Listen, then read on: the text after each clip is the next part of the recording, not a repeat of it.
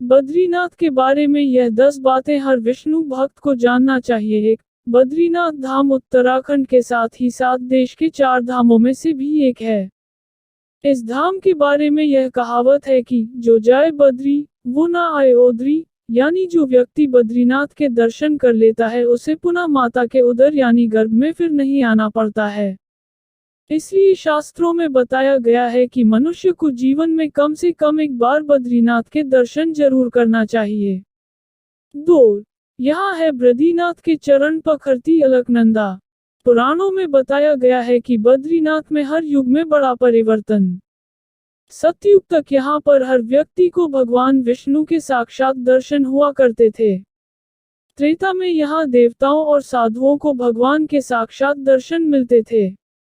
द्वापर में जब भगवान श्री कृष्ण रूप में अवतार लेने वाले थे उस समय भगवान ने यह नियम बनाया कि अब से यहाँ मनुष्यों को उनके विग्रह के दर्शन होंगे। तब से भगवान के उस विग्रह के दर्शन प्राप्त होते हैं। 3. बद्रीनाथ को शास्त्रों और पुराणों में दूसरा बैकुंठ कहा जाता है। एक बैकुंठ क्षीर सागर है जहाँ भगवान विष्णु निवास करते हैं और विष्णु का दूसरा निवास बद्रीनाथ है जो धरती पर मौजूद है। बद्रीनाथ के बारे यह भी माना जाता है कि यह कभी भगवान शिव का निवास स्थान था, लेकिन विष्णु भगवान ने इस स्थान को शिव से मांग लिया था। 4. चार धाम यात्रा में सबसे पहले गंगोत्री के दर्शन होते हैं। यह है गोमुख जहां से मां गंगा की धारा निकलती है। इस यात्रा में सबसे अंत में बद्रीनाथ के दर्शन होते हैं। बद्रीनाथ धाम 2 पर्वतों के बीच बसा है। इसे नर नारायण पर्वत कहा जाता है। कहते हैं यहाँ पर भगवान विष्णु के अंश नर और नारायण ने तपस्या की थी। नर अगले जन्म में अर्जुन और नारायण श्री कृष्ण हुए।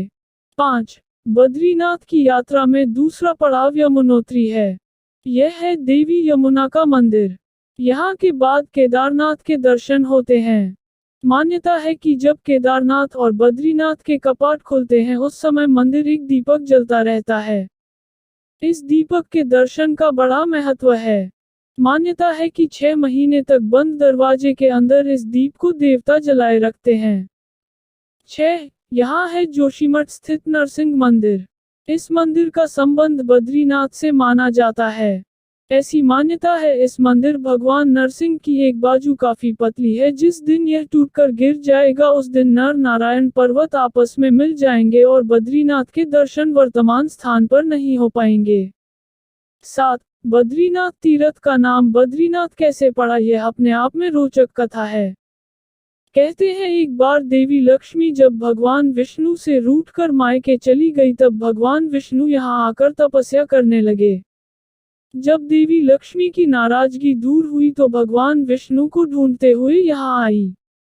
उस समय यहाँ बद्री का वन यानी बेड़फल का जंगल था। बद्री के वन में बैठकर भगवान ने तपस्या की थी, इसलिए देवी लक्ष्मी ने भगवान विष्णु को बद्रीनाथ नाम दिया। 8. यहाँ है सरस्वती नदी के उद्गम पर स्थित सरस्वती मंदिर जो बद्रीनाथ से 3 किलोमीटर की दूरी पर माना गांव में स्थित है। सरस्वती नदी अपने उद्गम से महज कुछ किलोमीटर बाद ही अलकनंदा में विलीन हो जाती है।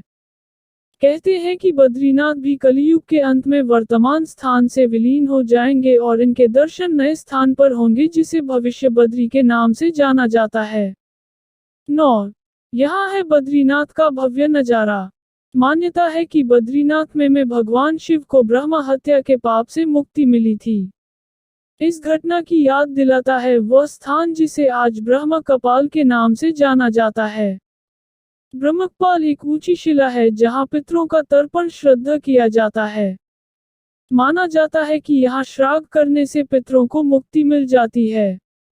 10. बद्रीनाथ के पुजारी शंकराचार्य के वंशज होते हैं जो रावल कहलाते हैं।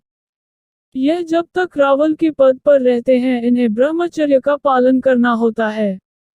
रावल के लिए स्त्रियों का स्पर्श भी पाप माना जाता है। जय प्रभु वैद्यनाथ। प्रभु वैद्यनाथ आप सभी के सुख शांति आनंद से भर दे, उनकी ज्ञान प्राप्ति हो, ये प्रभु के पास प्रार्थना है। और मेरे को उत्साहित करने के लिए मेरे चैनल को सब्सक्राइब कर दीजिए। धन्यवाद।